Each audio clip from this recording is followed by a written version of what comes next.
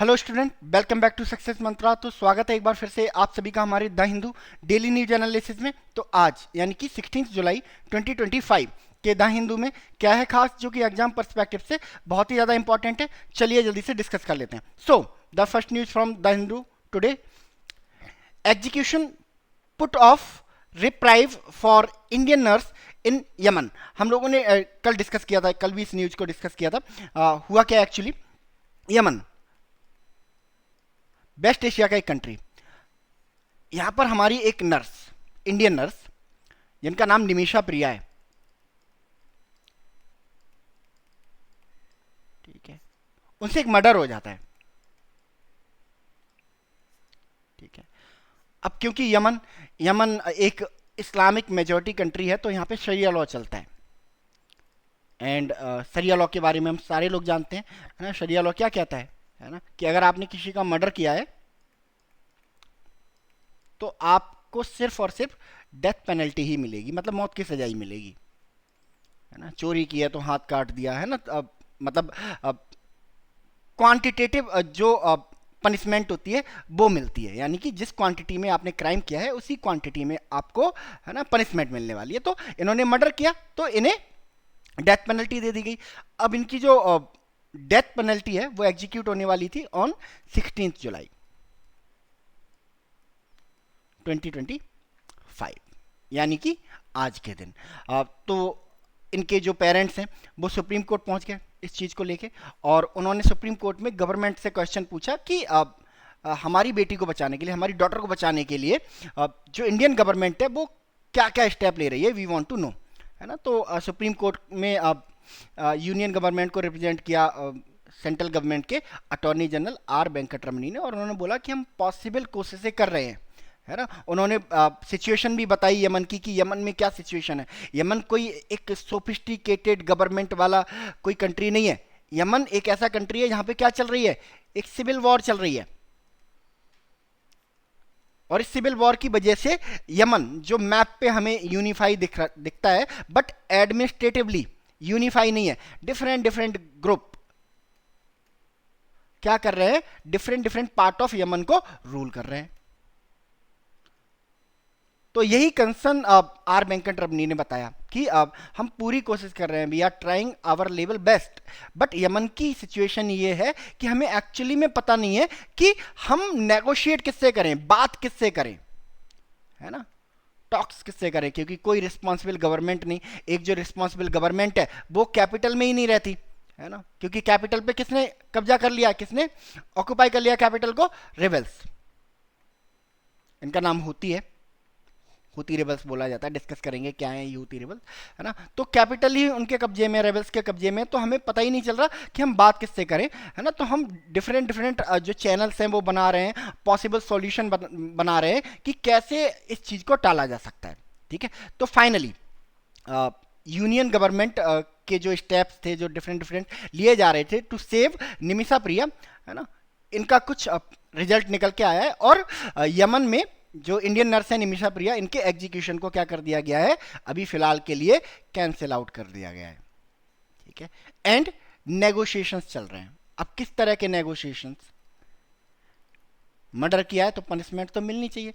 अच्छा, हमने डिस्कस किया था सरिया लॉ के बारे में। सरिया लॉ में क्या होता है ना, क्वांटिटेटिव पनिशमेंट होता है। जिस क्वांटिटी में आपने क्राइम किया है उसी क्वांटिटी में आपको क्या मिलता है, पनिशमेंट मिलता है।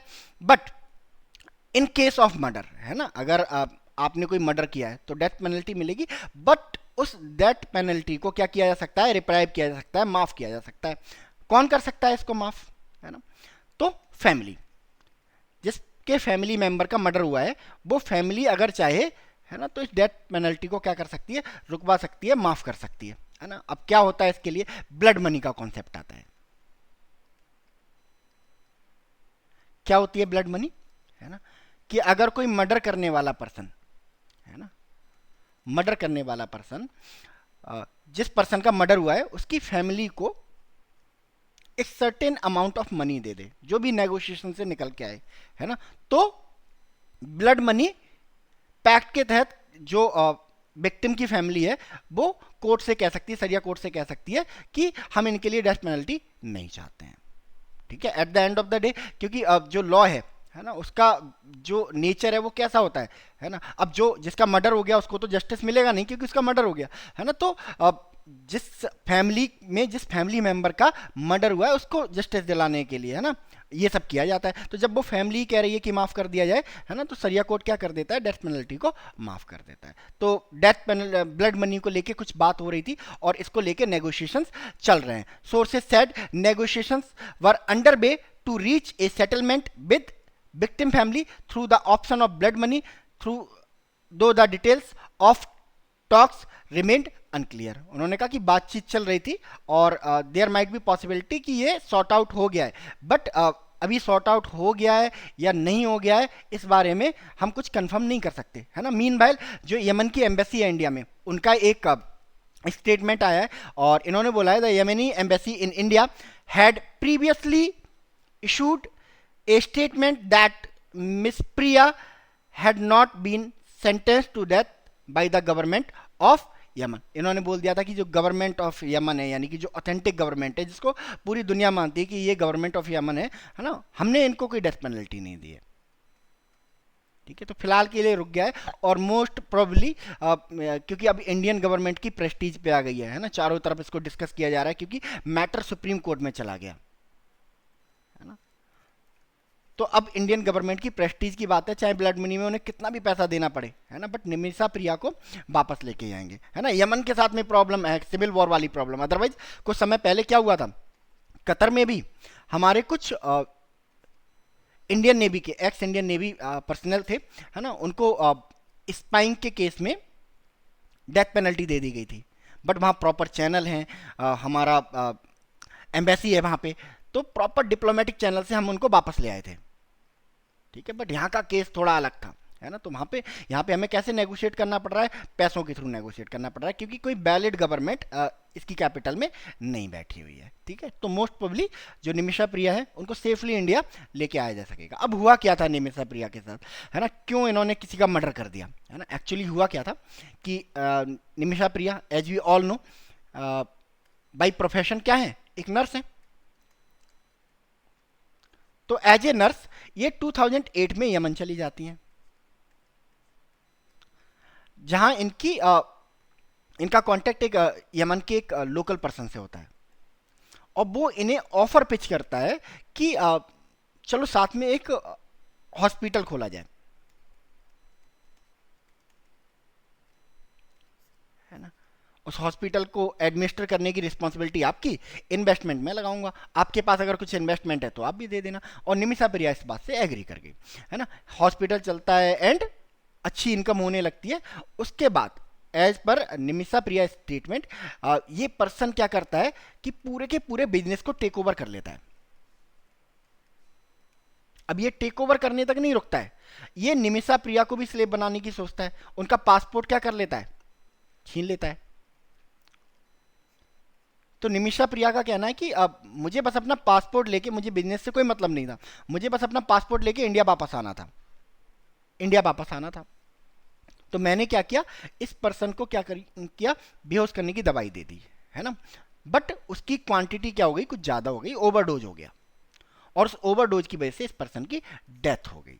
ठीक है, तो मर्डर हुआ है मेरे हाथों, बट ये अनइंटेंशनली था, मेरा कोई इंटेंशन नहीं था उसका मर्डर करने का, है ना। तो दैट इज वाई मुझे फांसी की सजा नहीं मिलनी चाहिए। ये टेक है निमिषा प्रिया का। देखते हैं क्या होता है इस केस में आगे। चलो चलते चलते जान लेते हैं यमन के बारे में। कल भी हम लोगों ने डिस्कस किया था यमन के बारे में। यमन वेस्ट एशिया में एक कंट्री है, ये रहा, इसकी कैपिटल है यहां पे सना। यमन की कैपिटल सना। करेंसी इस्तेमाल होती है यहां पे रियाल। अगर बॉर्डरिंग कंट्रीज की बात करें तो दो बॉर्डरिंग कंट्रीज हैं इनके, सऊदी अरबिया एंड ओमान, दो के साथ लैंड बॉर्डर शेयर करते हैं। बाकी अगर मैरीटाइम बाउंड्री की बात करें तो बहुत सारे कंट्रीज हैं, है ना। एरिट्रिया हो गया, जिबूती हो गया, इसके अलावा सोमालिया हो गया। ठीक है, वाटर बॉडीज की बात करें इसके सराउंडिंग में तो रेड सी है, ठीक है, एंड गल्फ ऑफ एडन है। इधर आपका अरेबियन सी देखने को मिल जाएगा और यहाँ पे आपको एक स्ट्रेट भी देखने को मिलेगी। इस स्ट्रेट का नाम है Bab el Mandeb, Bab el Mandeb. ठीक है, तो ये वेस्ट एशिया का एक कंट्री है, ध्यान रखना। अच्छा, अब बात हो रही है बार बार यहां पे हूती रेबल्स की। कौन है ये हूती रेबल्स? ठीक है, तो हूती रेबल्स एक ईरान सपोर्टेड शिया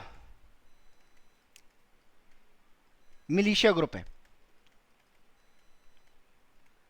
टेरर ऑर्गेनाइजेशन भी मानते हैं most of country, United nation ने टेरर ऑर्गेनाइजेशन डिक्लेयर करके रखा है ना। तो ईरान सपोर्ट करता है इस टेरर ऑर्गेनाइजेशन को, है ना। कम्युनिटी क्या है इनकी?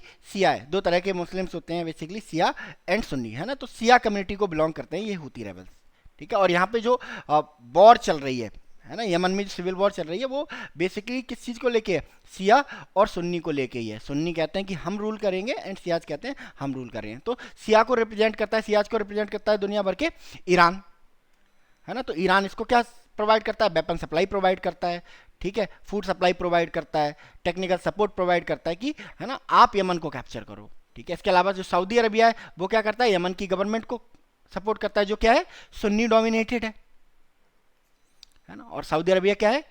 एक सुन्नी डोमिनेटेड कंट्री ये भी है ना। तो लीडर हैं ये सुन्नी, जितने भी सुन्नी मुस्लिम्स हैं अराउंड वर्ल्ड उनके लीडर माने जाते हैं। दैट इज वाई ये जो यमन की गवर्नमेंट है उसको सपोर्ट करते हैं। ठीक है, चलिए नेक्स्ट न्यूज की तरफ मूव करते हैं। Next news is from trade deficit. Service export cut India's trade deficit by 9.4% in Q1, है ना। तो जो हमारी फाइनेंशियल ईयर है 2025 एंड 26, इसका एक क्वार्टर कंप्लीट हो गया है। अप्रैल, मई, जून, जुलाई चल रहा है ना। तो इस क्वार्टर के ट्रेड के जो आंकड़े हैं, जो डेटा है, वो मिनिस्ट्री ऑफ कॉमर्स ने, ministry of industry and commerce ने पब्लिश कर दिया है। और इस डेटा के अकॉर्डिंग जो इंडिया का ट्रेड डेफिसिट है वो क्या हुआ है? रिड्यूज हुआ है पिछले क्वार्टर के कंपैरिजन में। पिछले क्वार्टर मतलब पिछले साल, है ना, 2024 के अप्रैल टू जून क्वार्टर के कंपैरिजन में। ये एक डेटा दिखाया गया है कि अप्रैल जून 2024 में जो हमारे एक्सपोर्ट थे वो 198.52 बिलियन डॉलर के थे, वेयर एज इम्पोर्ट हमारे 220.94 बिलियन डॉलर। तो अगर एक्सपोर्ट और इंपोर्ट का डिफरेंस देखें तो कितना देखने को मिल रहा था? अराउंड 22 या 21 पॉइंट कुछ, है ना, बिलियन डॉलर का। वेयर एज अब अगर अप्रैल और जून के डेटा को देखें, है ना, तो यहाँ पे इंपोर्ट कितना है?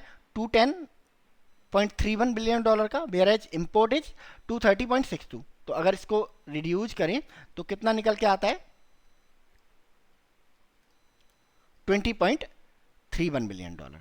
तो यानी कि अगर इससे कंपेयर करें तो ये जो डिफरेंस है वो 9.4% कम हो जाता है लास्ट ईयर के कंपैरिजन में। तो जो ट्रेड डेफिसिट है ना, वो लास्ट ईयर के कंपैरिजन में क्या हुआ है? कम हुआ है। अब देखो ट्रेड डेफिसिट को इतना सीरियसली क्यों लिया जाता है? देखो ट्रेड डेफिसिट को समझते हैं सबसे पहले। व्हाट इज ट्रेड डेफिसिट, है ना। कोई भी कंट्री है ट्रेड करता है और ट्रेड में दो एंटिटी होती हैं, एक तो इंपोर्ट, बाहर से सामान मंगाना, दूसरा एक्सपोर्ट, बाहर सामान भेजना, है ना। अब इनकी क्वांटिटी वेरी कर सकती है। देयर माइट बी पॉसिबिलिटी कि import is equal to export, और देयर माइट बी पॉसिबिलिटी कि import is less than export, export ज्यादा है। या ये भी हो सकता है कि इंपोर्ट ज्यादा है एंड एक्सपोर्ट कम है। तीन तरह की सिचुएशन बनती है ना। तो import is equal to export, इसका मतलब क्या है कि हम अगर बाहर से 100 रुपए का परचेज कर रहे हैं तो 100 रुपए का बेच रहे हैं, एक्सपोर्ट भी कर रहे हैं, है ना। तो हमें प्रॉफिट हुआ या लॉस हुआ, है ना। तो 100 रुपए का बेच रहे हैं और 100 रुपए का खरीद रहे हैं, यानी कि 100 माइनस 100 इज इक्वल टू 0। इसका मतलब नो प्रॉफिट नो लॉस। इसी सिचुएशन को क्या बोला जाता है? Trade balance. When import is less than export, मान लो हम 100 रुपए का एक्सपोर्ट कर रहे हैं और 80 रुपए का इंपोर्ट कर रहे हैं, यही तो सिचुएशन है। तो अगर हम इसको देखें माइनस करके, एक्सपोर्ट माइनस इंपोर्ट, तो क्या होता है, 20 निकल के आएगा। यानी कि 20 रुपए का हमें क्या हो रहा है, प्रॉफिट हो रहा है। तो इसका मतलब क्या है, ट्रेड में फायदा, यानी कि trade surplus. Import is greater than export, यानी कि 100 रुपए का इंपोर्ट कर रहे हैं एंड 80 रुपए का एक्सपोर्ट कर रहे हैं। तो अगर हम इसको निकालेंगे इंपोर्ट माइनस एक्सपोर्ट, तो कितना निकल के आएगा, -20। इसका मतलब क्या है, 20 रुपए का घाटा हो रहा है हमें। इसी सिचुएशन को क्या बोला जाता है, ट्रेड डेफिसिट बोला जाता है। ठीक है, तो ट्रेड डेफिसिट किसी भी कंट्री के लिए बहुत ज़्यादा फ्रूटफुल, बहुत ज़्यादा अच्छा नहीं होता, क्योंकि ट्रेड डेफिसिट का सीधा मतलब है कि जितना ज़्यादा जितना आप बेच रहे हो ना बाहर के कंट्रीज को, उससे कहीं ज़्यादा आप क्या कर रहे हो, परचेज कर रहे हो। इसका मतलब क्या है, लॉस हो रहा है आपको। यानी कि 100 रुपए का 100 रुपए का अगर आप परचेज कर रहे हो और 80 रुपए का बेच रहे हो, तो 20 रुपए का लॉस हुआ ना। सपोज दैट, है ना, कि आप बिजनेसमैन हो, है ना, कोई बिजनेस कर रहे हो आप, है ना, चिप्स का। अब आप 100 रुपए की चिप्स डेली बेच रहे हो, ठीक है। ऑन द अदर हैंड आप मैगी खाने के शौकीन हो, 120 रुपए की मैगी आप खरीद रहे हो, तो इसका मतलब क्या है, 100 रुपए के चिप्स बेच के 120 रुपए की मैगी आप परचेज कर रहे हो। इसका मतलब क्या, 20 रुपए का लॉस हो रहा है आपको।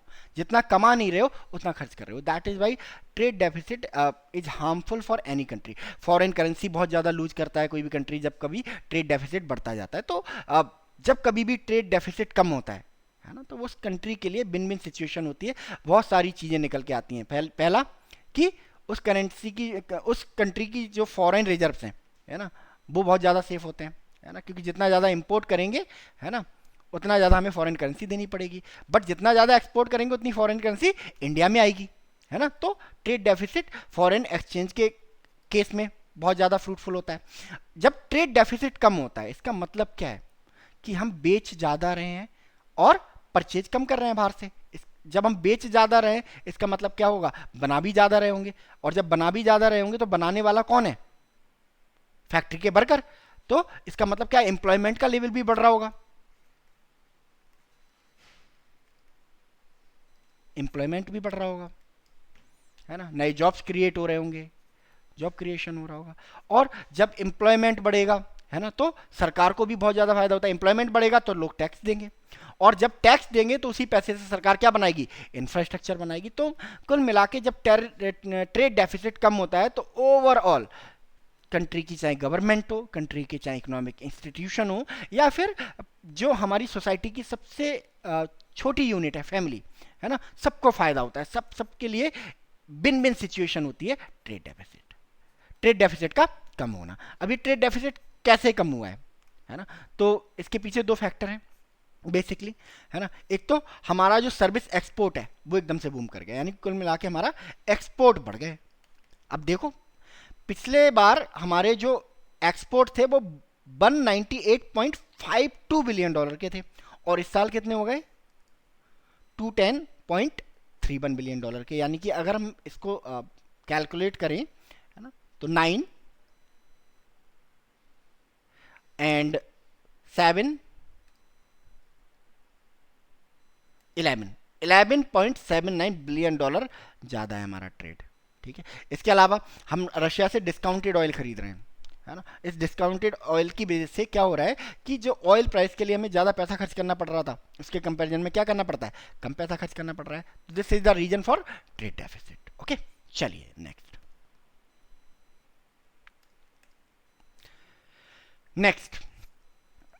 97 untouchability cases pending in court, government report. तो अभी मिनिस्ट्री ऑफ सोशल जस्टिस ने हाल ही में एक रिपोर्ट पब्लिश की है, और इन्होंने ऐसा बोला है कि अनटचेबिलिटी से रिलेटेड जो 97% केस हैं वो अभी तक पेंडिंग है। इसके अलावा अनटचेबिलिटी से रिलेटेड केस को लेके कोर्ट की जो इनसेंसिटिविटी है उसको भी ब्रॉट आउट किया है मिनिस्ट्री ऑफ सोशल जस्टिस की इस रिपोर्ट में। उन्होंने कहा कि इतने सारे कानून होने के बाद, इतने सारे लॉ होने के बाद, इतने सारे कॉन्स्टिट्यूशनल प्रोटेक्शन होने के बाद, अनटचेबिलिटी के जो इश्यूज हैं, है ना, उनको इतने हल्के में लिया जा रहा है, इतना इंसेंसिटिवली लिया जा रहा है ना, ये बहुत पेनफुल है। और खास करके जुडिशरी में जो जिस तरह से इन केस को मैन हैंडल्ड किया जा रहा है वो काफी ना दुख देने वाला है, बहुत काफी परेशान करने वाला है। जैसे एक एग्जाम्पल के उन्होंने बताया कि जो अनटचेबिलिटी के जो केस हैं, है ना, 31 केस रजिस्टर हुए थे, 31 केस रजिस्टर नहीं हुए थे, 31 केसेस की सुनवाई हुई थी कोर्ट्स में, ठीक है। इसमें से सिर्फ एक पर्सन को, है ना, एक पर्सन को पनिशमेंट मिला, बाकी 30 को क्या कर दिया गया, एक्विट कर दिया गया, एक्विटेड कर दिया गया, ठीक है। तो उन्होंने कहा कि ये इंसेंसिटिविटी को दिखाता है। इसके अलावा उन्होंने कहा कि इसी इंसेंसिटिविटी की वजह से क्या हो रहा है कि जो अनटचेबिलिटी से रिलेटेड केस हैं वो ईयर बाय ईयर घटते जा रहे हैं। उन्होंने कहा देखो अनटचेबिलिटी से रिलेटेड केस घटते जा रहे हैं, दो ही रीजन है, या तो अनटचेबिलिटी एकदम से कम हो गई, रिड्यूज हो गई, है ना, या फिर क्या हुआ कि लोग जुडिशियल सिस्टम से इतना फ्रस्ट्रेट हो गए, लॉ एंड ऑर्डर इन्फोर्सिंग जो एजेंसीज हैं उनसे इतना फ्रस्ट्रेट हो गए कि उन्होंने केसेस को करना ही बंद कर दिया, है ना। According to data provided to the national crime record bureau NCRB, a total of 13 cases were registered under PCR act across the country in 2022। यानी कि 2022 में कितने केसेस रजिस्टर किए गए, 13 cases. A decline in 2024 from 2024 इन 21, यानी कि 2022 में कितने रह गए ये 13, और 2021 में कितने हुआ करते थे ये 24 केस रजिस्टर हुए, है ना। अगर बात करिए 2020 की तो ये केसेस थे 25, यानी कि ईयर ओवर ईयर ये केसेस क्या होते जा रहे हैं, डिक्लाइन करते जा रहे हैं। तो इसी के ऊपर लाइट थ्रो करने की कोशिश की है गवर्नमेंट ने हमारी, ठीक है, यूनियन गवर्नमेंट के डाटा ने, जो मिनिस्ट्री ऑफ सोशल वेलफेयर का डाटा है उसने। अच्छा, क्या क्या प्रोविजंस हैं अनटचेबिलिटी को दूर करने के लिए, तो कॉन्स्टिट्यूशन के प्रोविजंस की अगर बात करें तो कॉन्स्टिट्यूशन का आर्टिकल 17, किसी भी फॉर्म में any untouchability in any form,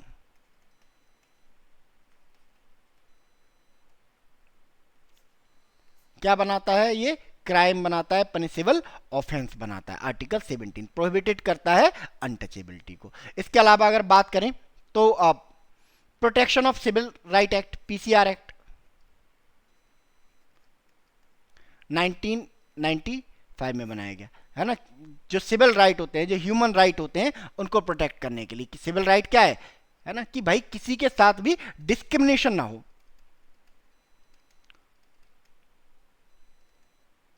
और अनटचेबिलिटी क्या है, डिस्क्रिमिनेशन ही तो है।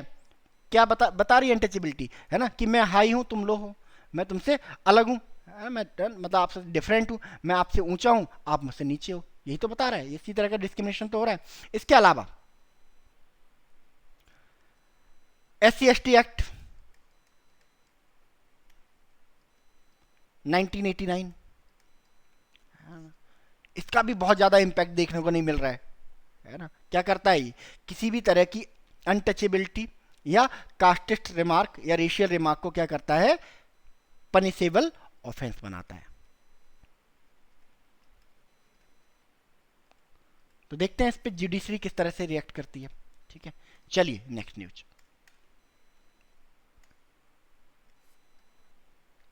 Next news, government data shows fall in women at work in rural urban area, ठीक है। तो अभी हाल ही में जो हमारी मिनिस्ट्री ऑफ स्टैटिक्स है उन्होंने एक डेटा इशू किया है ऑन अनएम्प्लॉयमेंट,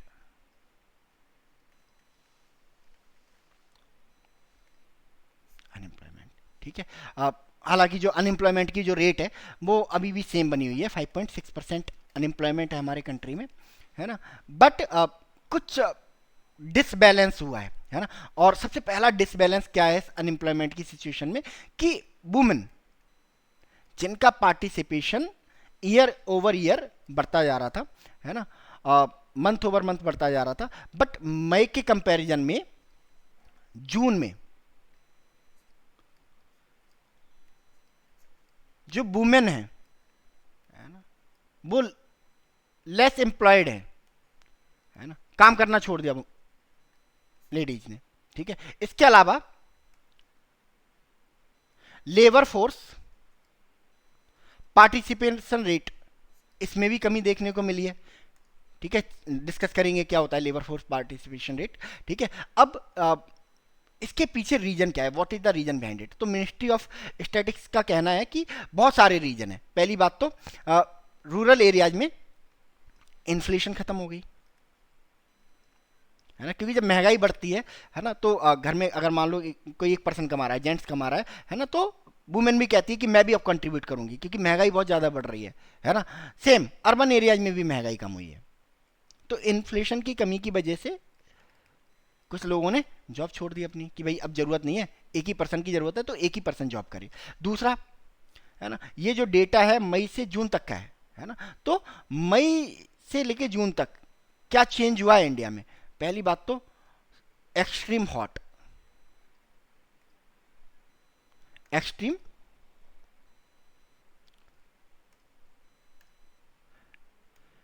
हॉट वेदर, बहुत ज़्यादा गर्मी पड़ी है, हीट वेव्स, जिसकी वजह से बहुत सारे लोगों ने क्या किया, काम छोड़ दिया कि अब एक महीने बाद देते हैं, या एक महीने छुट्टी लेके कहीं समर वैकेशंस पे निकल गए। तो this is the reason behind degrading women participation in Indian jobs, है ना। चलिए, तो क्या होता है ये LFPR, labour force participation rate, और एक होता है अनएम्प्लॉयमेंट रेट, है ना। हमने कई बारी क्लास में इसको डिस्कस किया है अनएम्प्लॉयमेंट रेट को। अनएम्प्लॉयमेंट रेट क्या होता है ना, number of unemployed, number of unemployed upon labour force into 100, ये अनएम्प्लॉयमेंट रेट होता है। अब अनएम्प्लॉयड होता कौन है बेसिकली, है ना। अनएम्प्लॉयड अब स्टूडेंट हैं, स्कूल जा रहे हैं या प्रिपरेशन कर रहे हैं, क्या उनको अनएम्प्लॉयड माना जाता है? तो आंसर है नहीं। अनएम्प्लॉयड किसी भी ऐसे पर्सन को माना जाता है जो काम करना चाह रहा है बट जिसको काम मिल नहीं रहा है, ठीक है। तो अगर अनएम्प्लॉयमेंट रेट निकालनी है तो नंबर ऑफ अनएम्प्लॉयड पर्सन, यानी कि ऐसे लोग जो काम करना चाह रहे हैं बट काम मिल नहीं रहा है जिनको, upon labour force. Labour force में कौन आ जाता है ना, टोटल लेबर फोर्स, जिसमें एम्प्लॉयड और अनएम्प्लॉयड दोनों तरह के लोग हैं, इनटू 100, ऐसे एम्प्लॉयमेंट रेट निकलती है। जब लेबर फोर्स पार्टिसिपेशन रेट की बात आती है तो लेबर फोर्स पार्टिसिपेशन रेट क्या होता है? लेबर फोर्स क्या होती है अभी हमने डिस्कस किया, employed plus unemployed upon work age population या एडल्ट पॉपुलेशन। एडल्ट पॉपुलेशन क्या होती है? ऐसी पॉपुलेशन जो एम्प्लॉयमेंट करने लायक है ना, जो एम्प्लॉयमेंट कर सकती है, रेडी टू गेट एम्प्लॉयड, ठीक है। तो इसमें भी एक डिक्लाइन देखने को मिला है ना, तो इसमें भी एक डिक्लाइन देखने को मिला है। किसके पीछे क्या रीजन हो सकता है ना, सेम रीजन जो अभी आपने डिस्कस किए वो हो सकते हैं। इसके अलावा हो सकता है ना, कि कुछ लोगों ने, है ना, गवर्नमेंट जॉब की प्रिपरेशन के लिए स्विच कर लिया हो, देयर माइट बी रीजन, है ना। अब टेक्निकली क्या हो गए वो, अब अनएम्प्लॉयड नहीं कहा जाएगा उन्हें, क्योंकि वो काम करना ही नहीं चाह रहे, बट उन्हें एडल्ट पॉपुलेशन में या वर्क एज पॉपुलेशन में जरूर काउंट किया जाएगा, ठीक है। चलिए next, happy homecoming for Shukla 3 other astronaut after 18 days in space. तो finally Axiom 4 mission, AX4 mission finally क्या हो गया है, कंक्लूड हो गया है, और इस मिशन के चारों एस्ट्रोनॉट सेफली अर्थ पर लौट आए ऑन 15 जुलाई, ठीक है। तो टोटल 18 दिन का ये मिशन था, 18 डेज का मिशन था, 25 जून से शुरू हुआ एंड कंक्लूड हो गया ऑन 15 जुलाई, 25 जुलाई। तो 18 डेज कुल मिला के इन्होंने स्पेस में गुजारे, और इसमें इन 4 एस्ट्रोनॉट में एक इंडियन एस्ट्रोनॉट भी थे, है ना, हमारे इंडिया से। क्या नाम है इनका? मिस्टर शुभांशु शुक्ला, एयरफोर्स से बिलोंग करते हैं, दैट इज वाई इन्हें ग्रुप कैप्टन शुभांशु शुक्ला भी बोला जाता है, ठीक है। तो कल इन्होंने टच डाउन किया फ्रॉम इंटरनेशनल स्पेस स्टेशन, है ना, ऑन अर्थ। कहाँ पर? पैसिफिक ओशन में, कैलिफोर्निया में, एट 3 PM हमारे टाइम के अकॉर्डिंग, ठीक है। बट अभी, है ना, इन्हें इंडिया नहीं भेजा जाएगा, अभी इन्हें ऑब्जर्वेशन में रखा जाएगा, एंड ग्रेविटी, है ना, ग्रेविटी में रहना भूल गए होंगे शायद, तो ग्रेविटी की जो फीलिंग है है ना, उसमें दोबारा से एकोमोडेट करना शुरू सिखाया जाएगा, उसके बाद ये इंडिया आ पाएंगे। ठीक है, एक्जियम फॉर्मेशन की अगर हम बात करें, है ना, तो एक्जियम फॉर्मेशन फोर्थ मिशन था एक्जियम एरोस्पेस का, with the help of NASA, space x, बहुत डिस्कस कर लिया हम लोगों ने इसे। इसके अलावा इसरो ने भी टेक्निकल गाइडेंस इसमें प्रोवाइड करी थी। ठीक है, 4 लोग गए थे, one from India, USA, Poland, Hungary. India से कौन गए थे? शुभांशु शुक्ला, रोल क्या था? पायलट। शुभांशु शुक्ला कहां से बिलोंग करते हैं? लखनऊ से बिलोंग करते हैं। ठीक है, एस्ट्रोनॉट होने से पहले क्या थे? ये इंडियन एयरफोर्स में थे, एज अ टेस्ट पायलट काम करते थे। स्पेस में जाने वाले सेकंड इंडियन बने हैं, है ना, एंड आफ्टर 41 ईयर्स कोई इंडियंस कहां गया है? आपके स्पेस में गया है, और इंटरनेशनल स्पेस स्टेशन पे जाने वाले फर्स्ट इंडियन बने ये। ठीक है, तो ये एक्जियम फॉर्मेशन के बारे में है। चलिए नेक्स्ट,